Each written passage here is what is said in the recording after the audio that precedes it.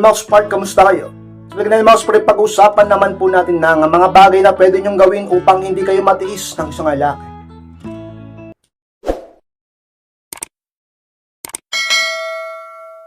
At kung handa na kayong lahat ay magsunod po tayo. At muli, be inspired!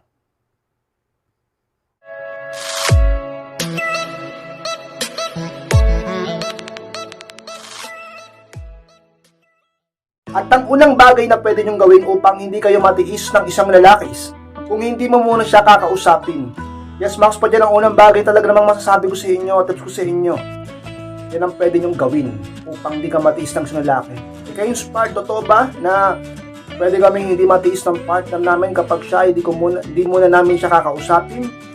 O kung maka-inspired. Alam niyo mga ka-inspired, aminin man natin o hindi. At base na rin sa psychology o sa pag-aaral, kapag tayo, sa atin, may naghahabol sa atin, may nababaliw sa atin, may handang magpakumbaba para sa atin, at ginagawang lahat para sa atin. Alam niyo mga ka-inspired, nagiging proud tayo sa ating sarili. Eh baka sabihin ng iba, ka-inspired, di naman ako ganon, hindi naman ganon ka-inspired, yun ang akala nyo. Pero subconscious nyo, hindi nyo lang napapansin. Pero tumataas ang tingin nyo sa sarili nyo. Kasi syempre may taong nagpapahalaga sa'yo ng sobra. Kaya dahil doon, nagagawa mo siyang tiisin, nagagawa mo magpabebe, nagagawa mo magpahabol, nagagawa mo tumataasan ng pride mo, nagagawa mo magmatigas. Kasi alam mo na may nababalaw sa'yo. Pero kung yung tao na yun ay titigil sa paghahabol sa'yo at pagkabaliw sa'yo, maniwala ka sa akin, Kingsword, bababa ang pride mo. At hindi ka na magiging proud sa sarili mo at mapapaisip ka pa. Kaya naman sa mga bagay na pwede mong gawin upang ang isang lalaking tinitiis ka ngayon, pinababayaan ka ngayon, ay pwedeng magbago ang sitwasyon nyo. Diba? Eh, ang problema, hindi kayo ang hindi makatiis na ulitin siya, i-message siya, i-chat, i-text, tawagan, hindi ka naman nare-replyan, hindi ka naman sinisin. Kung replyan ka man, inaaway ka. Tapos hindi sinasagot ang call mo. Pero alam niyang nahihirapan ka. 'Di ba? Isipin mo 'yon, bumababa ng value nyo, bumababa ng value mo kasi naghahabol ka o nangungulit ka. Nagpaparamdam ka palagi tapos nasasaktan ka pa dahil nakikita mo yung pambabaliwala niya sa'yo at pagtitiis niya sa'yo. Pero kung ang gagawin mo ay medyo iibahin mong gagawin mo, hindi mo muna siya kakausapin, hahayaan mo muna siyang makapag-isa, ganun ka rin sa sarili mo, tahimik muna, space muna kayo, di ba? Mag-isip muna kayo, hindi ka muna makikipag-contact sa kanya. E tingnan natin ngayon part kung titiisin ka man yan, hindi ka rin niya matitiis. Lalo na kung bigla mong gagawin yan. Lalo na kung hindi siya sanay na ganyan ka. Na bigla ka na lang hindi magpaparamdam. Sanay siya kasi na naghahabol ka. Sanay siya na palagi ka nagme-message sa kanya. Sanay siya dahil alam niyang mahal mo siya. Sanay siya na lagi ka lang nandyan. Pero kung hindi mo siya kakausapin, tingnan natin kayo inspired kung anong magiging resulta niyan sa kanya. Kahit pa sabihin natin matibay siya, kahit pa sabihin natin ma-pride siya, kahit pa sabihin natin may mali ka, or kahit pa sabihin natin kayo inspired na matindi ang pinag-awayan nyo.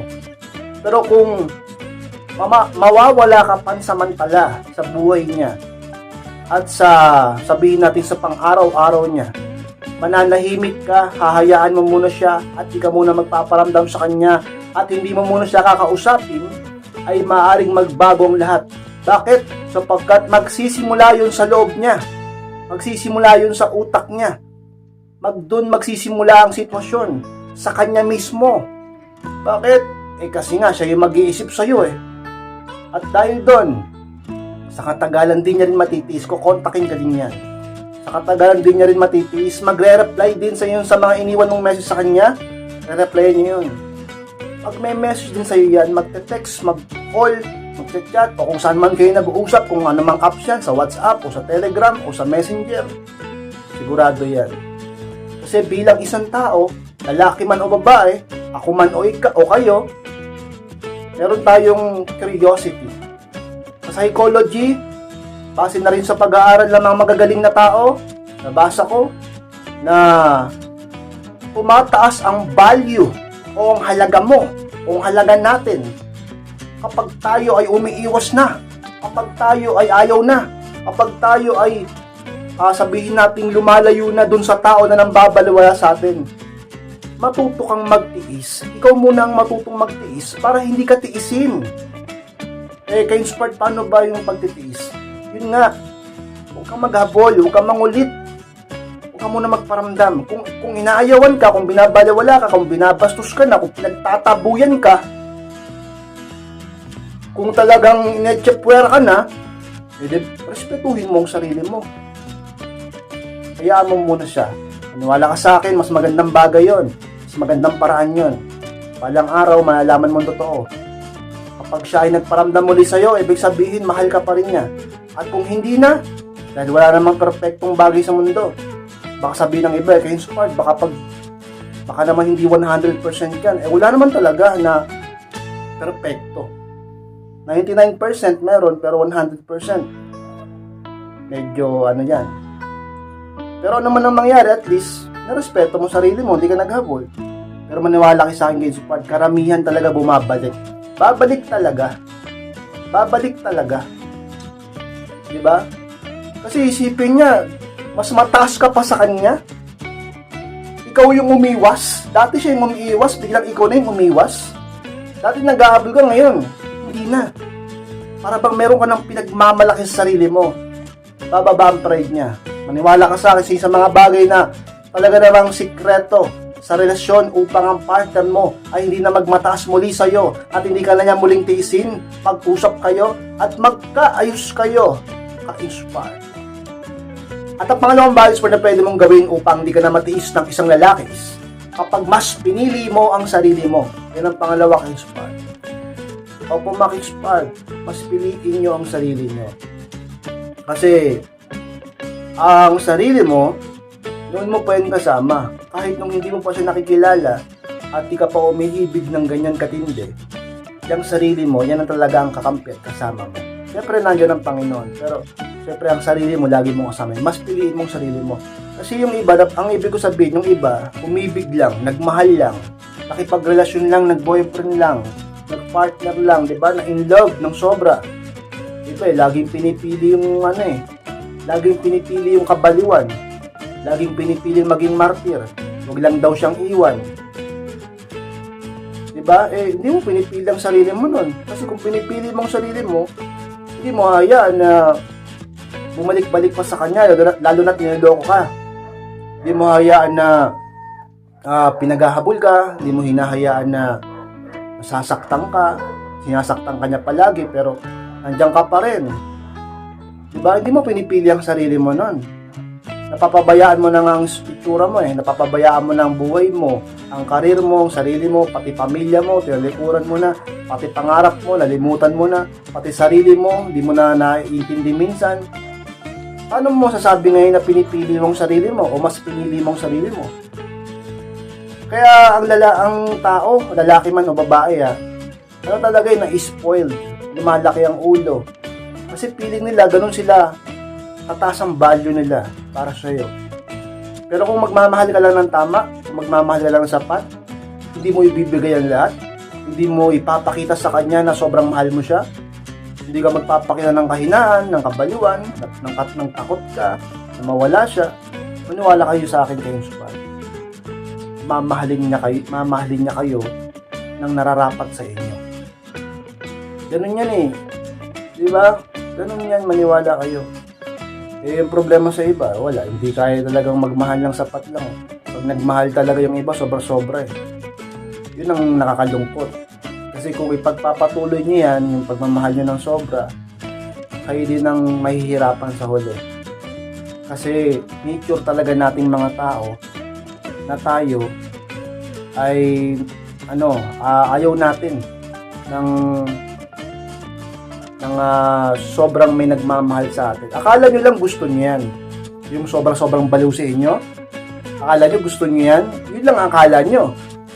Pero, hindi nyo kasi nalalaman ng totoo Magsasawa kayo pag ganyan.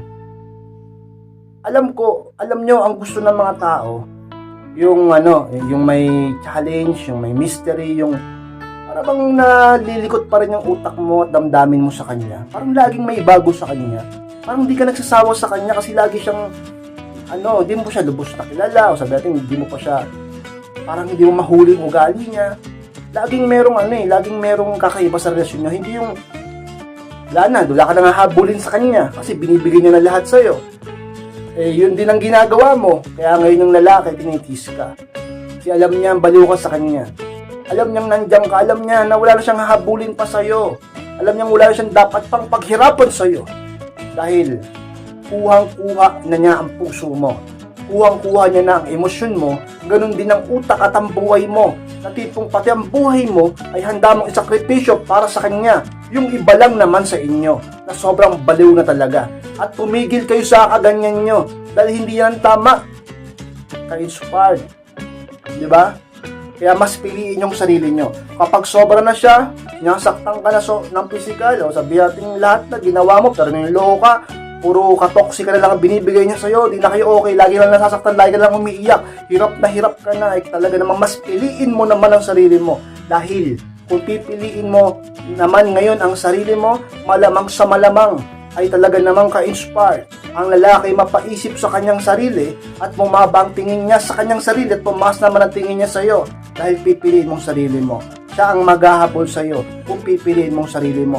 Mamahalin ka niya muli kung pipiliin mong sarili mo. Hindi ka niya pababaya at hindi ka niya titiisin kung makikita niya na mas pinipili mo na ang sarili mo ngayon kaysa sa mga maling ginagawa niya sa iyo. Ka-inspired. Sa mga bagay na pwede mong gawin, tandaan niyo yan.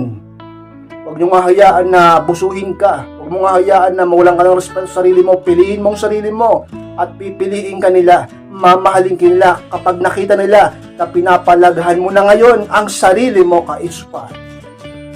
Kapangatlong bias pa na pwede mong gawin para hindi ka matiis ng isang lalaki. Kapag nakikita niyang hindi ka na tulad ng dati. Yun ang pangatlo ka-inspire. Anong ibig sabihin ka-inspire na hindi na tulad ng dati? Siyempre naman, baka kaya ka tinitiis ng partner mo ay meron siyang mga kinaayawan sa'yo. Meron siyang kinaka-bullshit sa ugali mo. Diba? Hindi naman, siyempre, baka tinitiis ka dahil din sa ugali mo. May mga ganyan, yung iba sa inyo kung tinamaan ka, tanggapin mo. Kung di mo kaya, umilag ka. Baka kasi may ugali yung iba sa inyo. Pag nakikita niya na parang hindi ka tulad ng dati, sabi natin, kung noon, napakabungangera mo, pag hindi siya nagme-message, tinatagtag mo siya ng message, nagagalit ka, pero ibahin mo ngayon. Sigurado ako, magbabago rin ang pagtingin niya sa'yo. Diba? Isipin niya, hindi siya tulad ng dati, hindi niya na ako binubungangaan, hindi niya na ako tinatagtag ng message, hindi na siya toxic. At ano na siya, hindi na siya kuripot sa akin ngayon, hindi na ako laging gumagastos. Ngayon, pati siya, gumagastos na rin, nag-aambagan na kami. Dati di man lang niya maisip na isurpresa ako, ngayon puro sorpresa. Diba? Mahalin niyo ang partner niyo. At ayusin niyo ang pakikisama niyo. Ayusin mo ang ugali mo dahil laging nasa huli ang pagsisisi. Diba? Hanggat hindi pa huli ang lahat, nandyan pa ang boyfriend mo, nandyan pa ang asawa mo, ayusin mo ang pakikisama mo sa kanya. Ayusin mo ang ugali mo. Pag alam mo na meron kayong pinag-aawayan dahil sa pangit na ugali mo, baguhin mo agad. Dahil kung hindi mo gagawin yan at magmamatigas ka, baka magsisi ka sa huli at iwan ka niya. Ipagpalit ka niya sa iba o makipaghiwalay yan sa'yo. Sayang naman ang lahat. Kailan ka pa magbabago pag wala na siya? Kailan mo pababaguhin ang mga mali sa ugali mo? Kapag hindi ka na niya mahal? Kapag kahit anong gawin mo, talagang hindi siya babalik sa'yo, doon ka lang magbabago? Sabihin ng iba kayo inspired, masama rin kasi ugali niya. May mga pangit din siyang ugali, ka-inspired, yung asawa ko, yung boyfriend ko. Dahilan na ba yun para maging masama na rin ang ugali mo?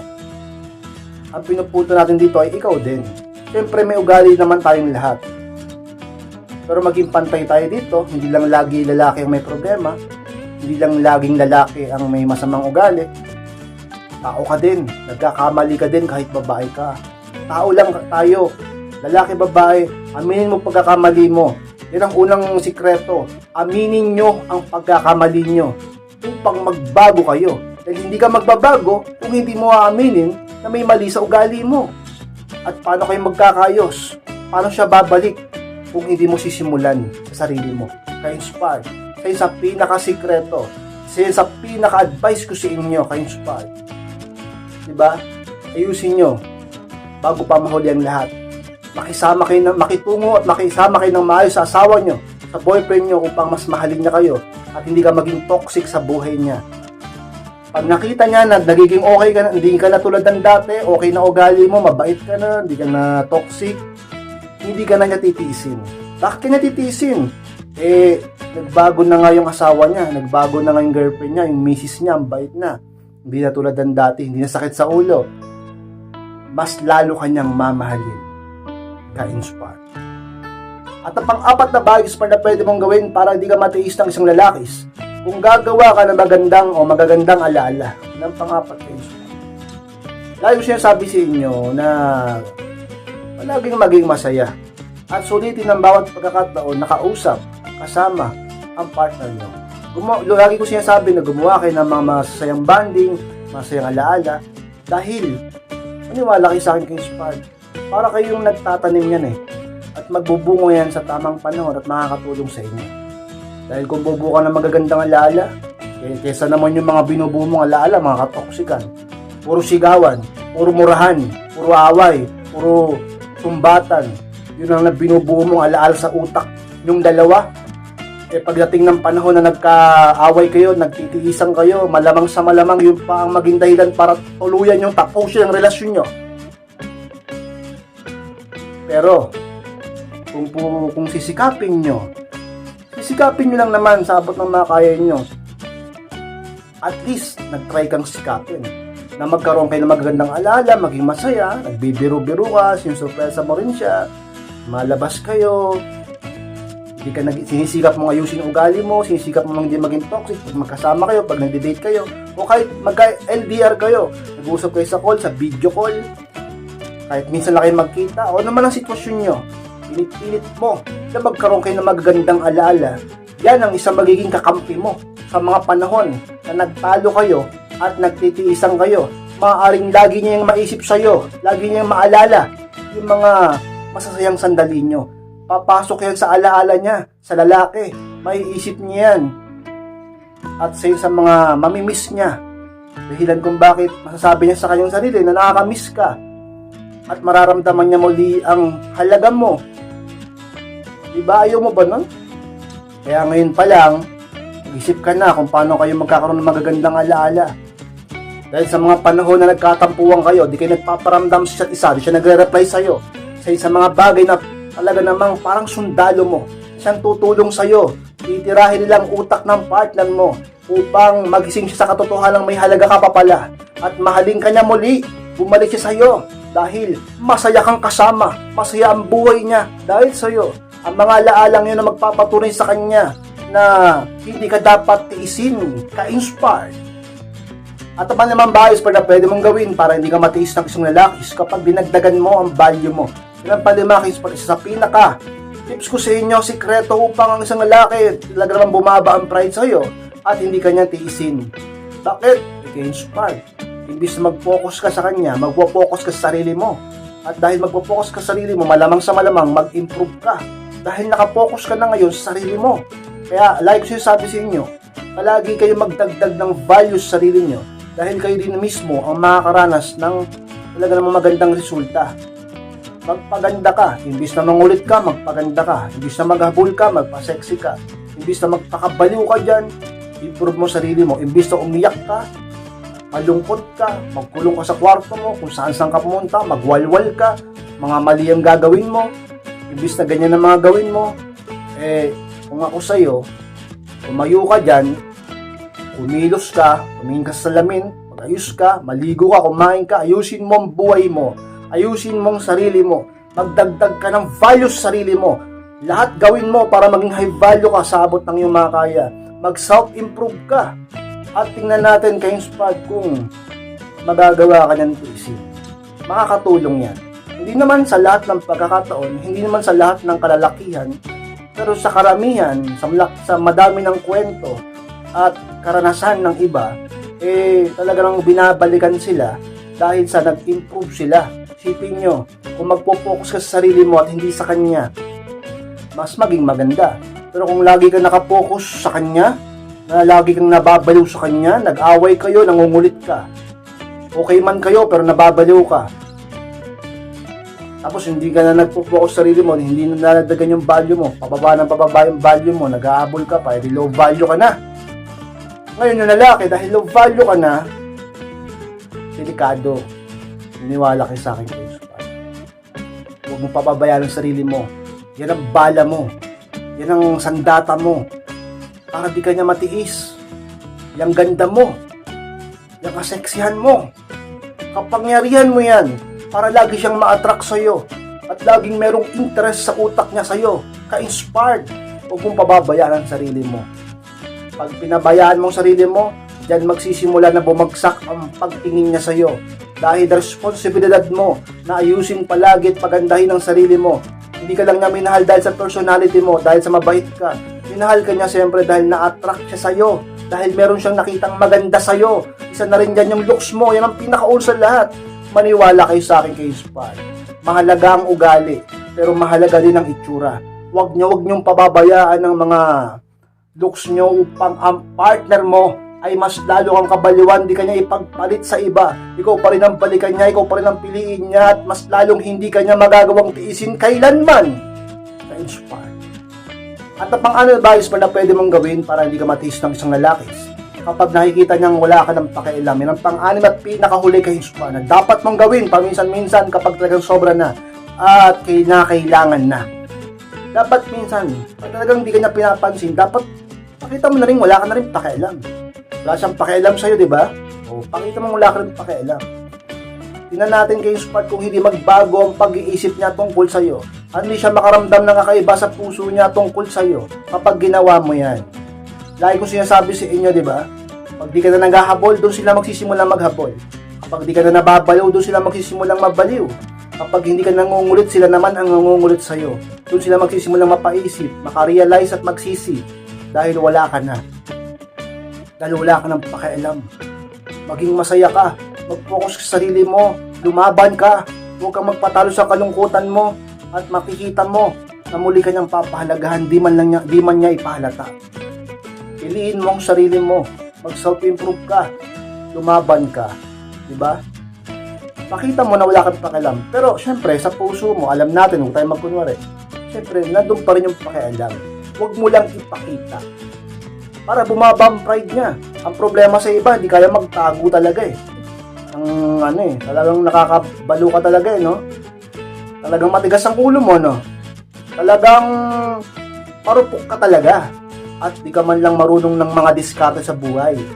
Kaya naiisahan ka at take advantage ka at lagi ka nang sinasaktan. Dapat marunong ka, ginagamit mo dapat ang utak mo at di lagi ang puso mo. Gumagamit dapat ng pag-iisip at di puro damdamin. Gumagamit dapat ng paraan, hindi puro karupukan. Ka-inspired. Pakita mo na wala ka rin pakialam. Kapag hindi ka talaga niya nare-replyan, hindi siya nagme-message, wala siyang pakialam, hindi siya nagpaparamdam sa'yo, hindi ka niya kinakausap, pakita mo na rin na wala kang pakialam. Mag no contact rule ka, mag self-improvement ka, mag-focus ka sa sarili mo, pagpakasaya ka, lumabas ka with your friends, mag-bonding kayo ng pamilya mo, pakita mong masaya ka, pakita mong hindi ka takot, hindi ka nasasaktan, pakita mong malakas ka, pakita mong wala kang pakialam. Tingnan natin kay Inspired kung hindi niya makita yun sa'yo, hindi bumaba ang pride niya sa'yo, at di tumaas ang tingin niya sa'yo. Tingnan natin kung hindi mangyari yun, at tingnan natin kung magawa niya pang tiisin ka ka-inspired. So Maxwell lang po na maraming salamat mga ka-inspired sa pagtapos ng vlog na ito. Please mga ka-inspired, huwag niyo pong kalimutan na mag-like, comment, and share na rin po upang makatulong din tayo sa iba. Sa mga hindi pa po nakasubscribe, tayo po subscribe na po mga ka-inspired at click ko na rin po notification bell upang maging update kayo pag may bago akong upload. Kung gusto magpa-coaching, magpa-advise, pakimessage lang po ako sa aking Facebook, ayun po yung FB ko, profile ko, message nyo lang ako yung mismo magre-reply sa inyo at kakausap sa inyo. Maraming salamat mga ka-inspired, mag-ingat kayong lahat, mahal ko po kayo at muli, be inspired!